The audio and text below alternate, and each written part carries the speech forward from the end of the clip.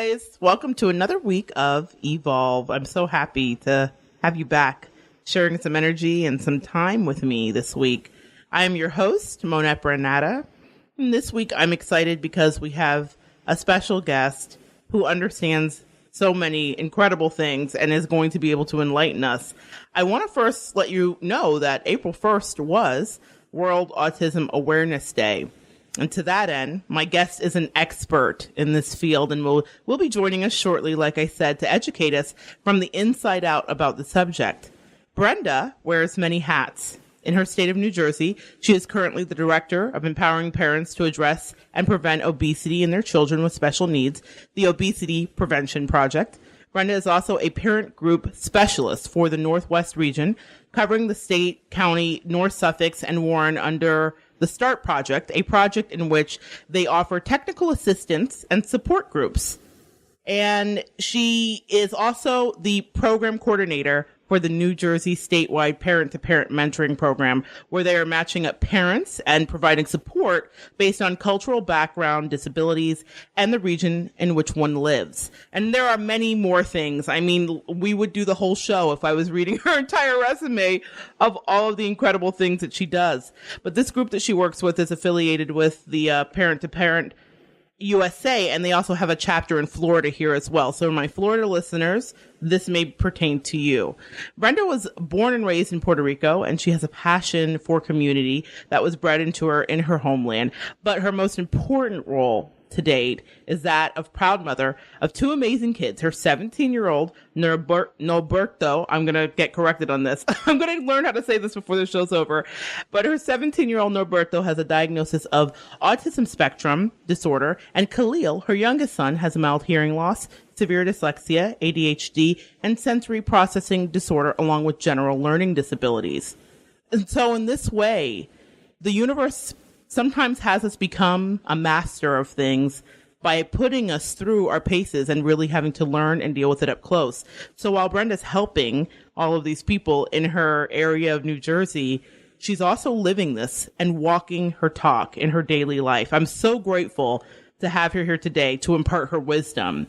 If you have a special needs child or you know someone who does, Brenda's message today is that there are not only resources available and people who genuinely care, but that there is also hope. So call your friends and have them tune in, because the Caring Calvary has arrived. And I'm so happy to have you with us today on Evolve, Brenda. Welcome to the show. Thank you, Monet. It's good to be here. Yes, and I'm so happy to have you here. And I was thinking while I was reading your intro, I thought, did I forget anything under that umbrella of things that you do? I know that there's so many. Yeah, but under this year, those are the positions that I have. I mean, it's good to know that SPAN is the Statewide Parent Advocacy Network, so for short we call ourselves SPAN, and we are the Parent Training Information Center for the state of New Jersey. Okay, so there you guys go. I knew I was missing something, so I wanted to get that right. But before we get into your story, can you just tell us a little bit about your upbringing?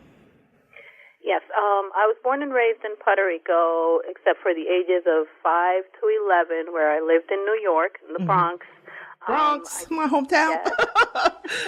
I come from a very, very conservative, traditional family, so I didn't get the full living in Bronx experience, because my mom would take us to school, take us back home, and you're not allowed to go out, not even, to friends' houses or anything. Very traditional. But I do appreciate that, because it does give you other insights. And I was married in Puerto Rico to the kids' dad. They were born in Puerto Rico, so I've spent most of my life in Puerto Rico until September 2005 when I came to New Jersey. Oh, okay. So most of your life Puerto Rico, and then here you are now here in America. And so I'm curious, and we'll get into that a little bit, but how was the transition with figuring out that your kids may have some special needs, and the difference between Puerto Rico and being here? Is there a difference? There is a difference, and I was very fortunate that I didn't experience what I've noticed and heard from other parents. Their experience has been here in the United States. Puerto Rico has a lot of services that are very similar to the services that are offered here. For example, early intervention. So my kids did benefit from early intervention. Things are spread out more because of different resources and capacity. But my son was diagnosed at 2.5, which sometimes some parents don't get, and it's very crucial, that whole early detection piece. I can say that, my son did develop typically, he had words in English, words in Spanish. He said bye-bye, waved his hand, blew kisses, and then overnight he basically lost everything. I started noticing some changes with these huge tantrums, which the dad would blow off and say, he's just being a little macho guy, right. A tough guy.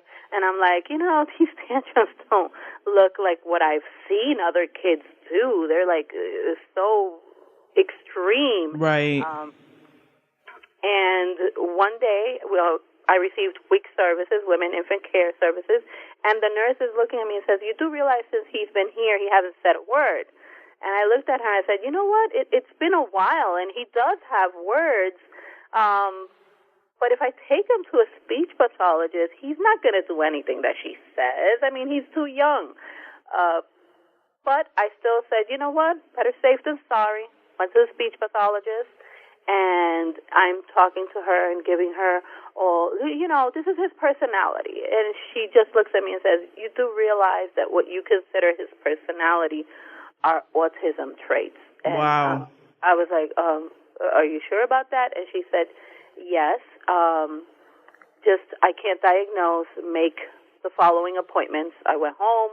I was very fortunate. I had computer. I spoke English and read English, so I was able to do all my search, and lo and behold, she was correct. Out of 12 characteristics, he had like 11, and I was thinking they were just, personality traits. He liked to line up toys, he liked to look up at the sky. He liked to follow lines. He was very organized. So I was like, okay, that's just his personality. And sometimes as a parent, you try to find coincidence like, he does this just like Grandpa. He does this just like Dad. So there's, nothing wrong. But I did what I had to do. I went on many appointments. Some were good, some were awful. And a team finally diagnosed him at 2.5 of being severely autistic. Okay. Now, there has been a lot of fodder in the media and a lot of conversation about vaccinations and the connection to this. And just give me your opinion. I know you're not a medical professional, and anybody listening, we are just theorizing here. But do you have any thoughts on that, especially being a mother who watched her son transform overnight, like you said, from a person that was interacting and had all these cognitive reasoning skills to someone that was displaying 11 out of 12, symptoms of autism? Well, I will say that at that point when he was being diagnosed, and I am doing all my research, and that was something that just it continued to pop up. And it was something that I did have to read on and research. And when you see your child doing things and all of a sudden he's not, and you can correlate it to when he was vaccinated and the changes of, today it's 3 vaccines, but then they changed the law and now it's 5 vaccines. It started to affect me, and I started thinking, this could be it, this maybe, when I start looking at the family background, there's a lot of immunological disorders within the family, so there might be a predisposition. Okay. But right now, after I continue to do research and I continue to talk to experts and I've been to many conventions with medical professionals, I realize, there's not anything that backs this theory up. Okay. So from a research standpoint, from, an analytical standpoint, no. There's no proof out there, so it's not something that I'm going to say that's what it is. Absolutely. Totally understand. From a mother's standpoint who watched her son, regress completely, there's always that little thing in you, what if?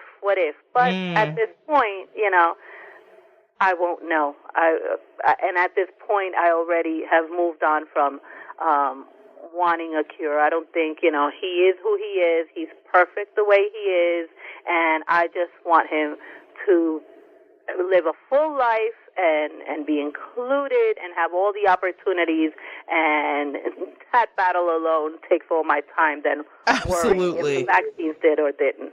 That's what I love about your whole attitude about this in our conversations, Brenda, is that you are forward thinking and forward moving. It's never about kind of wallowing in self-pity or anything that some parents have done. I've been a teacher. I have shared that with the audience before for many years. And so I've seen parents on various ends dealing with this issue with an autistic child. And you literally have the best attitude of any that I've ever encountered, because you're all about empowering your children to be the best that they can be. And so at this point, you've become your own advocate. You're not only creating services, but you're taking part in grants that are written and to provide services to other mothers and fathers and parents that have been in your shoes. And I believe that many times we're kind of catapulted into our fate and destiny when something doesn't go the way that we would like it to. Can you tell us about how leaving the job you were at in the position you were at to enter this field that you're currently in kind of helped you really dig your heels in to this advocacy and being able to help your children and be hands-on for other children? Yes. When I was in Puerto Rico and my son got diagnosed, and I was the one doing reading all these books in English and researching and telling therapists what to do, a few parents started, to call me, and I loved, sharing my story and sharing all this information I had, because I didn't think it was fair for them not to. So I've always had this little passion of educating people. I just didn't realize it. I remember my mom saying, you have to take time for your kids, people should be doing their own research. When I moved to New Jersey, I started working with attorneys, and I worked my way up to being an administrative assistant, and I was very fortunate of being laid off because of the economy. It was something that, happened at the time. It was devastating, to be unemployed. New Jersey is a very expensive state. But I always, for the past years, I had been looking into SPAN because I did like the work they did, but I just didn't have the courage to leave, a full-time job to grab a few hours somewhere else. Being a single mother, you need that paycheck. So here I am, unemployed. Opportunity comes, a few hours, 10 hours, I recall, for the Superstorm Sandy Resiliency Project, and I jumped on it because it was either that or I was completely unemployed. So, might as well, right? Join the company. And yeah. I was fortunate to get selected, and that was the project that I got hired under initially.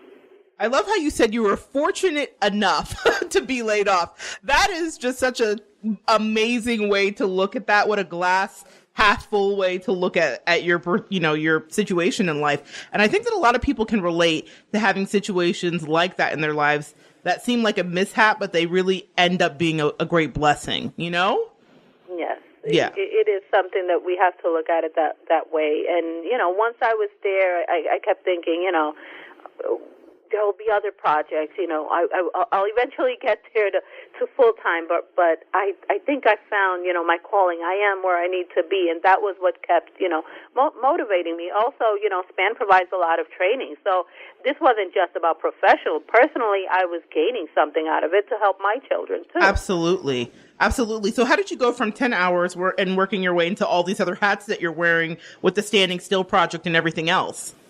Well,